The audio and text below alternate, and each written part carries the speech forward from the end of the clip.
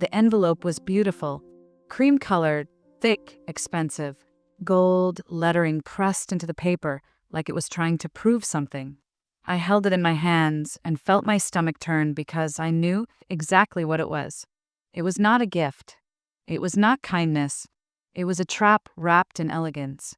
I had worked at Ashford Manor for 3 years. 3 years of night shifts. 3 years of being invisible. 3 years of watching wealthy families come and go, never once looking me in the eye.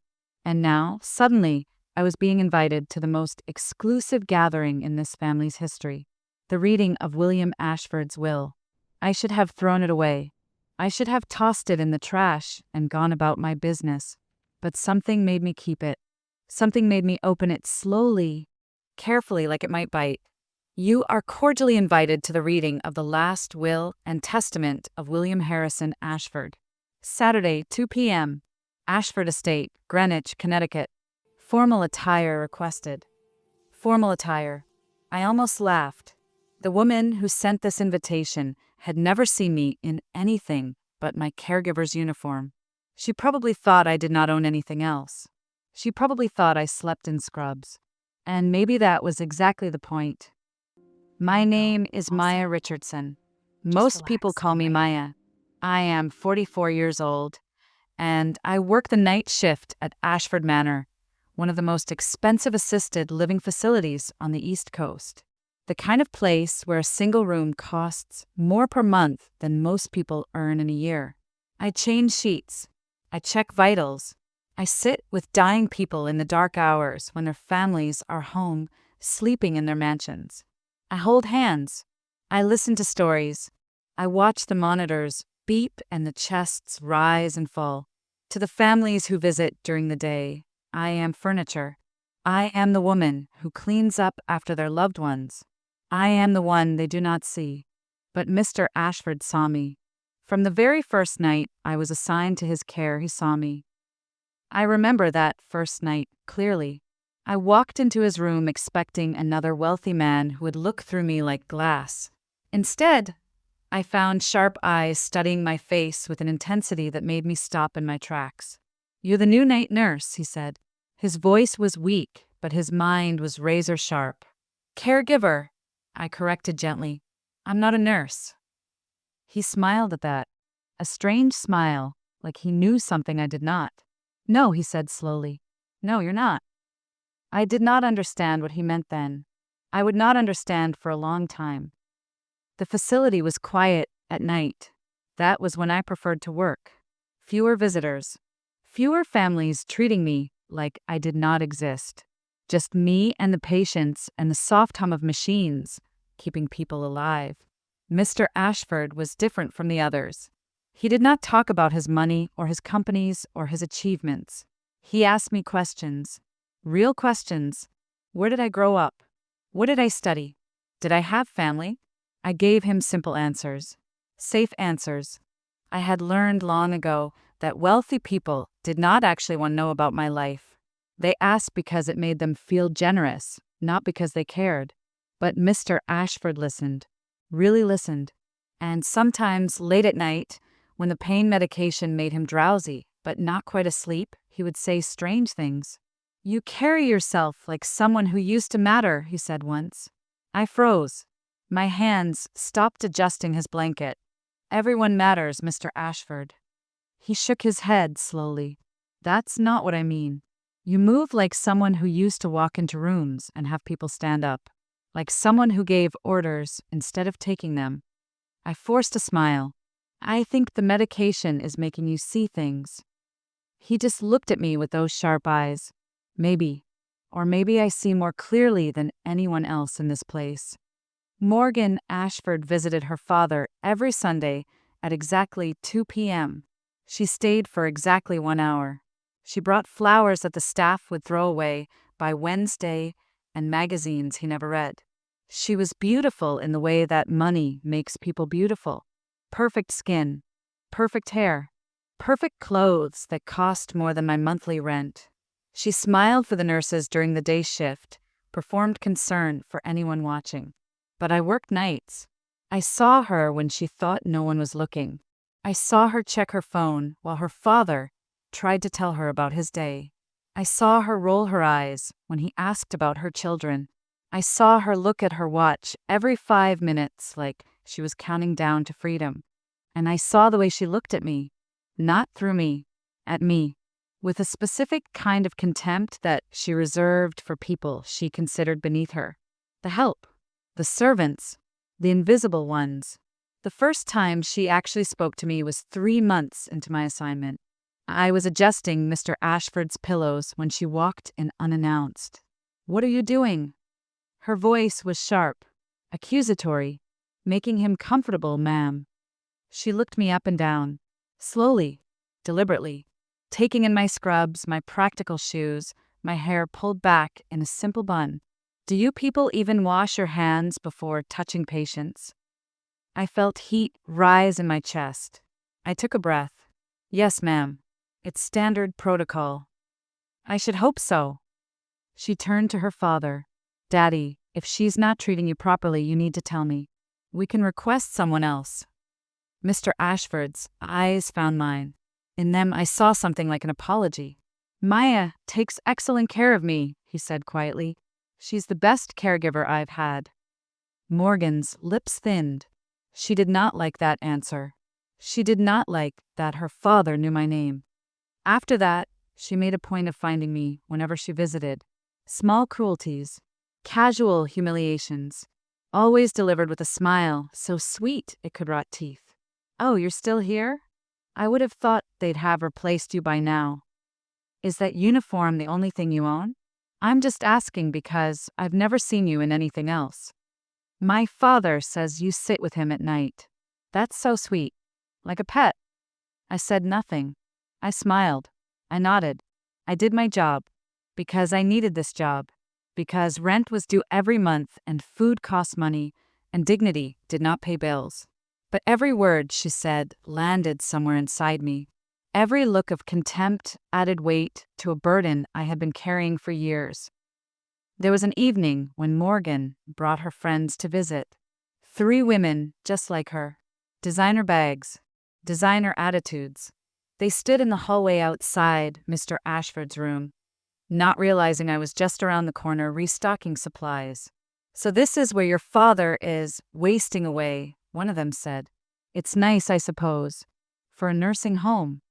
"It's the best in the state," Morgan replied. "Not that he appreciates it.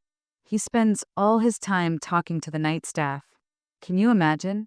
He told me his favorite person here is some cleaning woman who works after hours." Cleaning woman? Caregiver? Whatever. Same thing. They laughed. Light, careless laughter. "Maybe she's after his money," another friend suggested. "You hear about that all the time. Workers manipulating old people." Morgan's voice turned cold. "Please, have you seen her? She's nobody. Probably couldn't even spell inheritance if you spotted her the first 8 letters." More laughter. I stood there holding a stack of clean sheets and felt something inside me crack. Not break. Not yet. Just crack. The invitation came 3 days after Mr. Ashford passed away. I was not there when he died. He went in the afternoon during the day shift with Morgan sitting beside him for the cameras and the lawyers. I heard about it when I arrived for my shift. "Mr. Ashford passed this afternoon," the charge nurse told me. "I'm sorry. I know you two were close." Close. Were we close? I had held his hand through countless nights. I had listened to his stories about the wife he lost, the children who disappointed him, the life he wished he had lived differently. I had wiped his forehead when fever came and sat in silence when words failed. But close? I was the hired help. I was the night shift nobody who would be reassigned to another room by the end of the week. I went to his empty room that night. I do not know why. The bed was stripped. The monitors were gone. All that remained was the faint smell of the cologne he insisted on wearing, even at the end. I sat in the chair where I had spent so many hours, and I cried. The invitation arrived at my apartment 2 days later, hand-delivered. A messenger in a suit standing at my door like he had stepped out of another world. Ms. Richardson? Ms. Maya Richardson? Yes. He handed me the envelope. You've been requested to attend the reading of Mr. William Ashford's will. The details are enclosed. He was gone before I could ask questions. I stood in my doorway, holding that beautiful, terrible envelope, and I knew. I knew exactly who had sent it. I knew exactly why. Morgan Ashford wanted me there. Not to honor me. Not to thank me for caring for her father. She wanted me there so she could watch me squirm. So she could see the night shift caregiver standing in her world, wearing the wrong clothes, saying the wrong things, proving everything she already believed about people like me. It was a trap. And yet, my apartment was small. 2 rooms and a bathroom that barely fit a person. The walls were thin. The heat was unreliable. The view from my window was another window, 20 feet away. But it was mine. It was what I could afford. It was where I had rebuilt whatever remained of my life. I sat on my bed that night, holding the invitation, and I thought about throwing it away. I thought about calling in sick on Saturday. I thought about pretending it never arrived. Then my eyes drifted to the closet, to the box on the top shelf, the box I had not opened in 5 years. I should not have opened it. Opening that box meant opening wounds I had spent years trying to close. But something pulled me toward it. Some force I could not name. I pulled it down. It was heavier than I remembered. I set it on the bed and lifted the lid. The first thing I saw was my face. Not my face now. My face from before. Smiling. Confident. Standing in a white coat in front of a hospital sign that read, Department of Neurosurgery. Dr. Maya Richardson. That was who I used to be. I did not start as a caregiver. I started as a surgeon. 14 years of training. 4 years of college. 4 years of medical school. 2 years of internship. 4 years of residency. Then fellowship. Then attending physician. Then chief of neurosurgery at one of the best hospitals on the East Coast. I was good. I was more than good. I was exceptional. I operated on brains. I removed tumors the size of golf balls from places other surgeons refused to touch. I gave people back their lives, their memories, their ability to hold their children. I walked into rooms and people stood up. I gave orders and nurses jumped to follow them. I was someone who mattered. The photos in the box told that story. Award ceremonies, medical conferences, newspaper clippings about successful surgeries, a letter from the governor thanking me for my service. And then there were the other clippings, the ones from later, the ones that told a different story. Hospital billing scandal. Chief of neurosurgery under investigation. Medicare fraud allegations, rock, prestigious medical center. Dr. Richardson stripped of privileges pending review. I closed my eyes, but I could still see the headlines burned into my memory. I did not steal anything. I did not commit fraud. I did not do any of the things they accused me of. But I made one fatal mistake. I found out about it. I found the discrepancies in the billing records. I found the false claims being submitted to Medicare.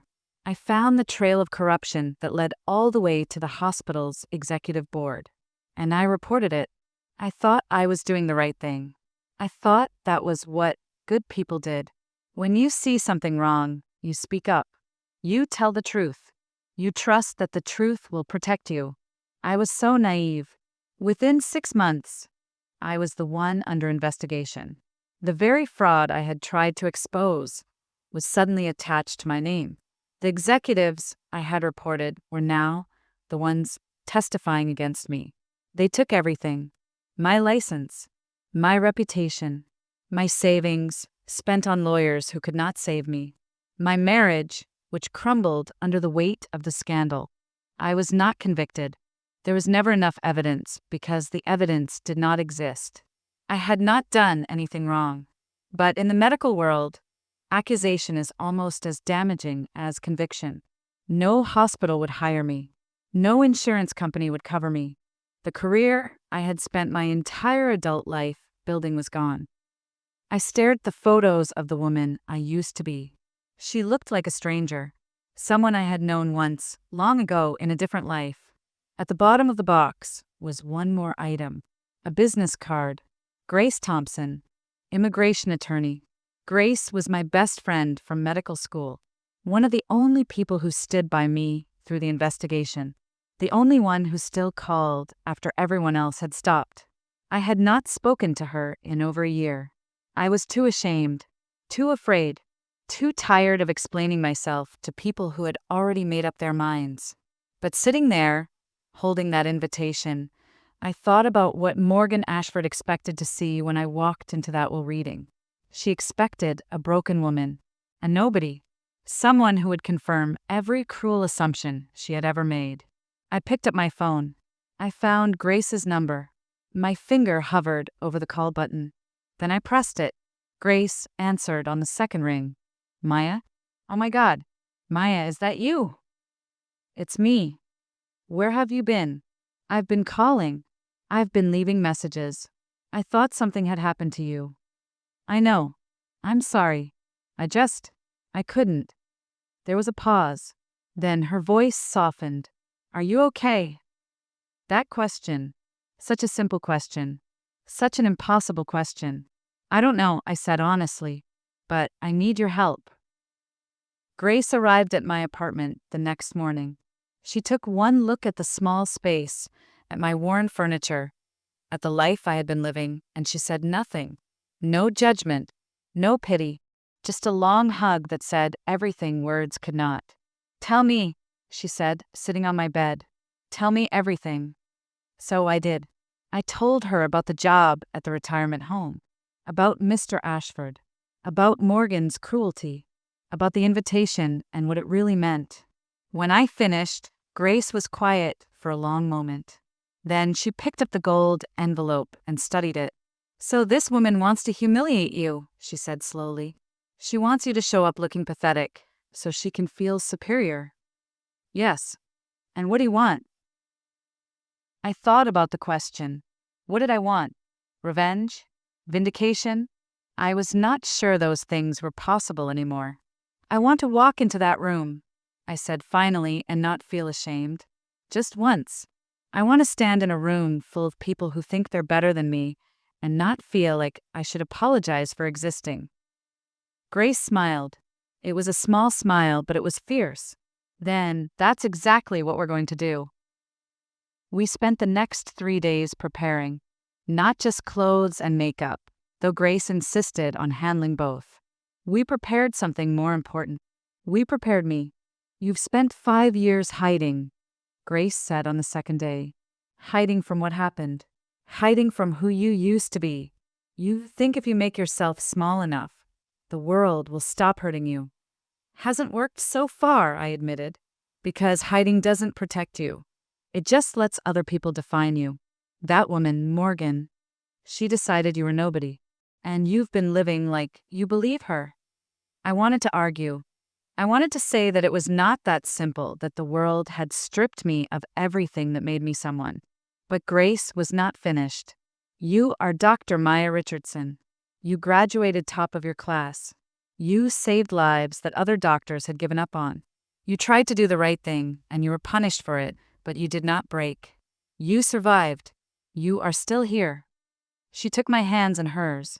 That woman thinks she knows who you are. She has no idea. The morning of the will reading, I stood in front of my bathroom mirror and barely recognized myself. Grace had chosen my clothes carefully, not flashy, not trying too hard. A simple black dress. Classic, elegant, the kind of dress that did not shout but did not whisper either. It spoke at exactly the right volume. My hair was down, styled in loose waves. My makeup was minimal but precise. I wore small gold earrings that had belonged to my mother. But the real transformation was not external. It was in my eyes. For the first time in 5 years, I did not see a failure looking back at me. I saw a woman who had walked through fire and was still standing. Ready? Grace asked. I took a deep breath. No, but I'm going anyway. The Ashford estate was exactly what you would expect from a family with more money than most countries. A long driveway lined with ancient trees. A mansion that looked like it belonged in a period film. Grounds that stretched to the horizon. Cars were already parked along the circular drive. Expensive cars, the kind with names I could not pronounce and price tags I could not imagine. Grace's car was modest by comparison. A sensible sedan, the kind of car that belonged to someone who worked for a living. "Last chance to back out," Grace said as she pulled to a stop. No. I looked at the grand front entrance, where people in formal attire were filing in. "I'm tired of backing out." I opened the door. The entrance hall was marble and crystal and old money. A butler greeted guests at the door. Wait staff circulated with trays of champagne. Everyone was dressed impeccably. I saw the looks as I walked in. Curious glances, furrowed brows, people trying to place me. I was not one of them. They could tell immediately, but they could not quite figure out who I was or why I was there. I kept walking. The reading was being held in the library, a vast room with floor-to-ceiling bookshelves and leather furniture arranged in a semicircle facing a large mahogany desk. Most of the seats were already filled, and there, in the front row, sat Morgan Ashford. She was in her element, black designer dress, pearls, her hair swept up in an elegant knot. She was speaking to the man beside her, her brother Richard, laughing at something he said. Then she saw me. I will remember her face for the rest of my life. First came recognition, then confusion, then something darker, disbelief mixed with a specific kind of anger. I was not supposed to look like this. I was supposed to stumble in wearing something cheap and ill-fitting. I was supposed to look lost, uncomfortable, out of place. Instead, I walked in with my shoulders back and my head high. I walked like someone who had walked into 1,000 rooms and commanded every one of them, because I had. I found a seat in the back row. I did not need to be in front. I did not need to be seen by everyone. I only needed to be there. Morgan kept glancing back at me. She could not help herself. Each time, her expression shifted slightly. Irritation, confusion, something almost like fear. Good, I thought. Let her wonder. The attorney arrived precisely at 2:00. An older man with gray hair and a serious face. He carried a leather folder and walked with the practiced efficiency of someone who had read hundreds of wills. "Good afternoon," he began. "We are gathered here for the reading of the last will and testament of William Harrison Ashford. Per Mr. Ashford's instructions, certain beneficiaries were required to be present for this reading." He looked around the room. His eyes found me in the back row and held for a moment. A small nod, almost like recognition. "Before we begin, I must inform you that Mr. Ashford left very specific instructions about how this reading should proceed. He was a precise man, as many of you know. He wanted certain things said in a certain order." Morgan shifted in her seat. Her brother leaned forward. "Let us begin." The first portion of the will was standard: bequests to staff members, donations to charities, distribution of household items. Morgan looked bored. She was waiting for the important part, the money part. "And now," the attorney continued, "we come to the primary estate." The room went silent. Everyone leaned in. "To my son, Richard Harrison Ashford, I leave the following." The numbers were staggering. Properties, investments, trust funds. Richard sat very still, his face revealing nothing. "To my daughter, Morgan Elizabeth Ashford, I leave the following." Morgan's eyes lit up. She was already calculating, already spending, already imagining what this money would mean for her. The attorney listed assets. Morgan nodded along, her smile growing. Then he paused. "There is, however, a condition attached to Ms. Ashford's inheritance." Morgan's smile faltered. "A condition?" "Mr. Ashford left very specific instructions." The attorney adjusted his glasses and continued reading. "My daughter Morgan has always believed that money is what gives a person value. I hope that what follows will teach her otherwise. The room was utterly silent. "Before I continue," the attorney said, "I must address another matter. Mr. Ashford left a separate letter to be read aloud at this time." He pulled an envelope from his folder. It was sealed with wax, old-fashioned and deliberate. "This letter is addressed to Ms. Maya Richardson." Every head in the room turned toward me. Morgan's face went white. Her mouth opened, but no sound came out. "Ms. Richardson," the attorney said, "would you please come forward?" I stood. My legs felt unsteady, but I made them move. I walked down the center aisle between the rows of chairs, past the staring faces, past Morgan's horrified expression, until I stood before the attorney's desk. He handed me the letter. "Mr. Ashford requested that you read this aloud. To everyone." My hands trembled as I opened the envelope. Inside was a single sheet of paper, covered in handwriting I recognized from countless notes Mr. Ashford had written during our nights together. I looked at Morgan. She was gripping the arms of her chair so tightly her knuckles were white. I began to read. "Dear Maya, if you are reading this, then I am gone, and you are standing in a room full of people who have no idea who you are. But I know. I have always known." I had to stop, had to breathe, had to keep my voice steady. "When you first came to care for me, I recognized your name immediately. Dr. Maya Richardson, the brilliant neurosurgeon who tried to expose the corruption at Hartford Memorial Hospital. I recognized it because I was on the board that investigated those very accusations. I watched what they did to you, how they twisted the truth, how they made you the villain instead of the hero." Gasps rippled through the room. I heard someone whisper, "Doctor?" I was too much of a coward to speak up then. I told myself it was not my fight. I told myself there was nothing I could do. I was wrong. I have carried the guilt of my silence for years.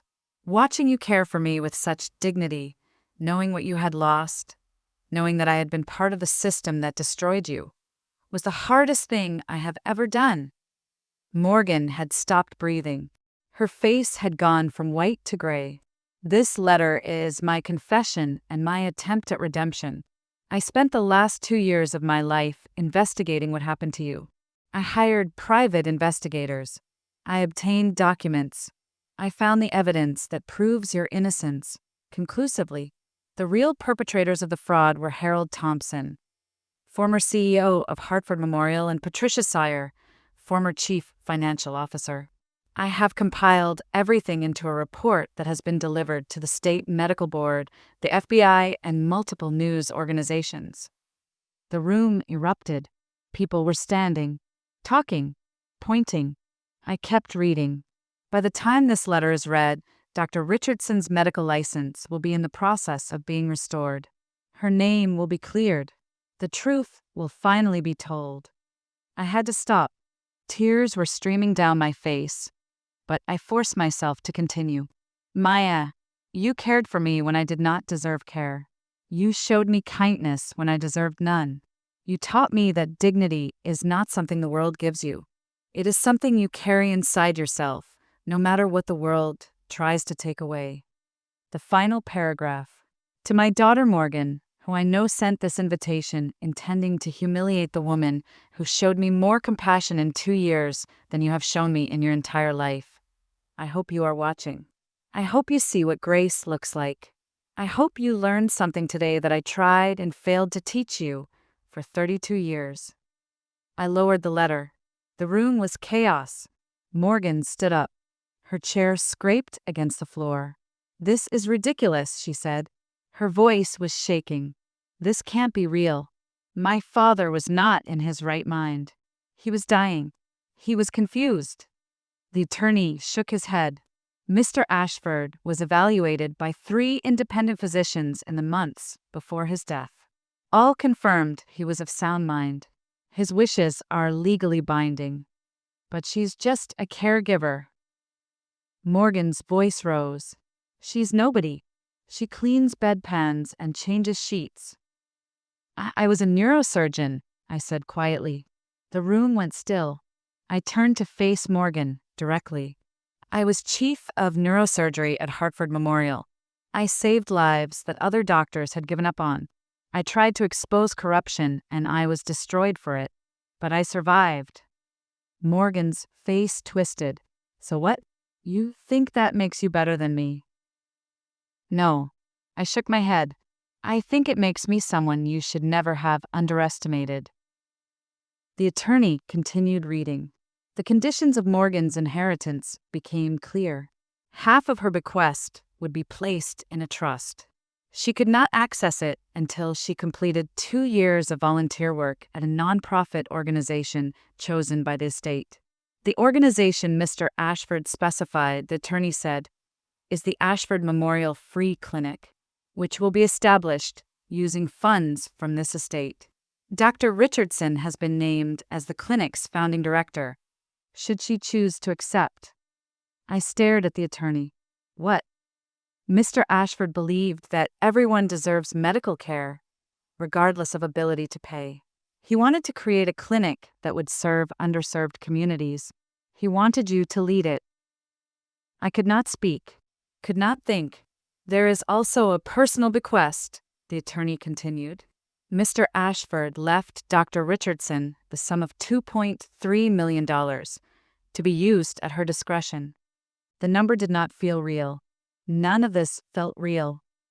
Morgan was crying now. Angry tears. Humiliated tears. You planned this, she said to me. You manipulated him. You tricked my father into giving you his money. Your father was the kindest man I have ever known, I replied. He saw me when no one else did. He listened when no one else would. I did not ask him for anything. I did not know any of this was coming. I just did my job. Your job. She spat the word. Your job was to empty trash cans. My job was to take care of him, and I did. I held his hand in the dark hours when you were home sleeping. I listened to his stories when you were too busy checking your phone. I treated him with dignity when everyone else had already started treating him like he was gone. The room was silent. That was my job, and I did it well. Richard Ashford stood up slowly. He had been quiet through all of this. Now he walked toward me. Dr. Richardson, he said. His voice was different than his sister's. Calmer, more measured. I owe you an apology. I waited. I never knew what happened to you. I never bothered to learn anything about the people who cared for my father. I thought. He stopped, shook his head. I thought people like you were just, I don't know, staff, background. We usually are, I said. I'm sorry. For myself and for my sister. She. He glanced at Morgan, who had collapsed back into her chair. She wasn't always like this. Or maybe she was, and I just didn't see it. I did not respond to that. It was not my place to forgive Morgan or explain her. What my father did, Richard continued. Clearing your name. The investigation. I didn't know about any of it, but I'm glad. You deserve this. The reading concluded shortly after. People began to leave, but many stopped to speak with me on their way out. I remember reading about your case, one older man said. I always thought there was more to the story. I'm so sorry for what you went through, a woman told me. What they did to you was criminal. If you ever need anything, another guest offered, pressing a business card into my hand. Please call. I mean it. I thanked them all. I accepted their words graciously, but inside I felt numb, overwhelmed, like I was watching everything happen from very far away. Grace found me standing by the window, looking out at the manicured gardens. So, she said, how does it feel to be vindicated? I thought about the question. I don't know yet. I think I need time to understand what just happened. That's fair. She stood beside me. For what it's worth, I'm proud of you. The way you handled yourself in there. The way you read that letter. You were magnificent. I was terrified. Those aren't mutually exclusive. I laughed. It came out wet and shaky, but it was a real laugh. What are you going to do now? Grace asked. I looked out at the gardens. Somewhere beyond them was the retirement home where I had spent the last 3 years of my life. Somewhere beyond that was the hospital where I had spent the best years of my career. Somewhere in between was everything I had lost and everything I might still become. I said slowly, I'm going to run a free clinic. Somewhere beyond that was the hospital where I had spent the best years of my career. Somewhere in between was everything I had lost and everything I might still become. I said slowly, I'm going to run a free clinic. Morgan was the last to leave. She walked past me without a word, her heels clicking against the marble floor, her back rigid with humiliation. At the door, she paused, did not turn around. I hope you're satisfied, she said. I didn't come here for satisfaction. I came because you invited me. Remember? She flinched like I had struck her. You wanted me to be the joke. You wanted everyone to see the pathetic caregiver who didn't belong. But here's the thing, Morgan. I walked toward her slowly. I never stopped belonging. The world tried to take everything from me. My career, my reputation, my identity. But it couldn't take who I am. Nobody can take that. She finally turned. Her mascara had run. Her perfect composure had crumbled. My father loved you more than he loved me. I could have been cruel. I could have agreed. Instead, I told her the truth. Your father loved you. He loved you desperately. He talked about you constantly. He showed me pictures of you as a little girl. He told me stories about teaching you to ride a bike, about your first day of school. He loved you. Morgan's lip trembled, but he was disappointed in you. Not because of what you didn't achieve, but because of who you chose to become. He wanted you to be kind, to see people, to understand that money doesn't make a person. Then why didn't he tell me that himself? He tried. You never listened. She stared at me for a long moment. Something shifted in her face. Not understanding exactly, but the beginning of something. The first crack in the armor. Then she walked out. I stayed at the estate until evening. The attorney had more papers for me to sign. Documents about the clinic, about the investigation, about my restored future. When I finally stepped outside, the sun was setting. The sky was painted in shades of orange and pink. Grace was waiting by her car. Ready to go home, she asked. I looked back at the mansion, at the life I was leaving behind, at the life I was walking toward. Yes, I said, I'm ready. 6 months later, the Ashford Memorial Free Clinic opened its doors. It was not fancy, a converted warehouse in a neighborhood that needed medical care more than it needed another coffee shop. But it was mine, ours, a team of doctors and nurses and support staff who believed that everyone deserved dignity. On opening day, I stood in the lobby and watched patients file through the doors. Mothers with sick children, elderly people who had not seen a doctor in years, workers who could not afford insurance. They looked at me differently than the wealthy families at Ashford Manor had. They looked at me like I mattered, like I could help. Because I could. Because I was a doctor. Because I had always been a doctor, even when the world tried to make me forget. The investigation Mr. Ashford initiated had done its work. Harold Thompson and Patricia Sawyer were both indicted. The fraud they had pinned on me was now properly attributed to them. My medical license was fully restored. The news stories came out, not about my disgrace this time, but about my vindication. Journalists who had written about my downfall now wrote about my resurrection. I did not read most of them. I did not need the world to tell me who I was anymore. There was a patient on our second week, a young woman, maybe 25, with a chronic condition that had gone untreated for too long. She had been turned away from 3 other hospitals because she could not pay. I treated her myself, spent hours developing a care plan, made sure she had access to the medications she needed. When she left, she hugged me, held on tight.